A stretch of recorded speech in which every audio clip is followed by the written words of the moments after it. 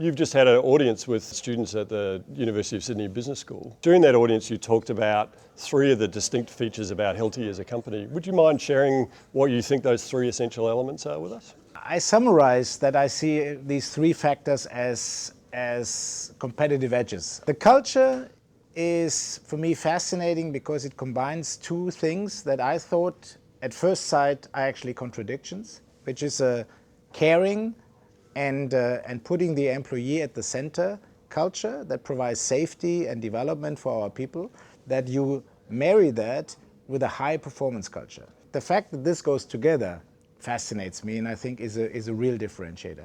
Second is innovation. We are the technology leader and the quality leader in our industry, and we invest also the most into R&D, and that is enabled by a unique business model of going direct and bringing that innovation with training, with demonstrations to customers, because some of that innovation would not just be self-explanatory and sell via the shelf, but the fact that we have educated people that go to job sites, demonstrate these products, and help contractors in applying them, gives us an edge over competition.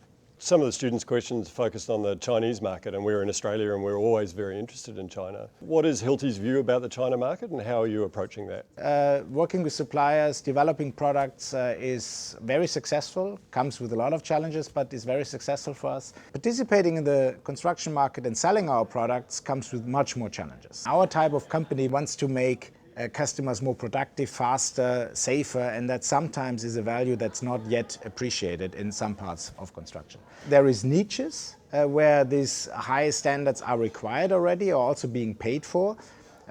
Safety relevant niches, high-speed rail construction. You have nuclear power plants, you have airports, you have subway construction, you have thermal power plants, etc. And we tend to be active in these multi-niches as opposed to general residential and commercial construction. One of the students asked you a question about what kept you awake at night, and I wondered whether you'd like to share the answer that you gave.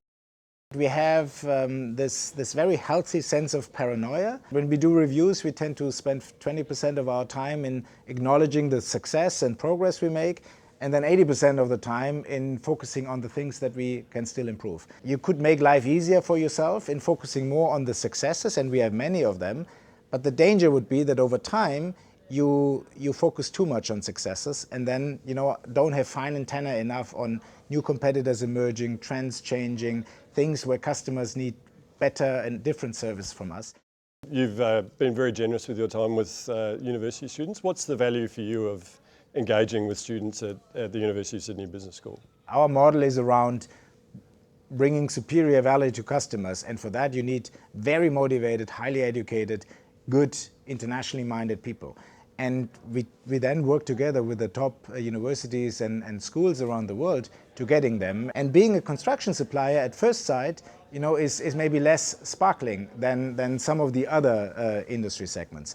So we want to try and explain what kind of great career opportunities you have in at first sight more traditional companies like ourselves, and explain that we are everything but traditional.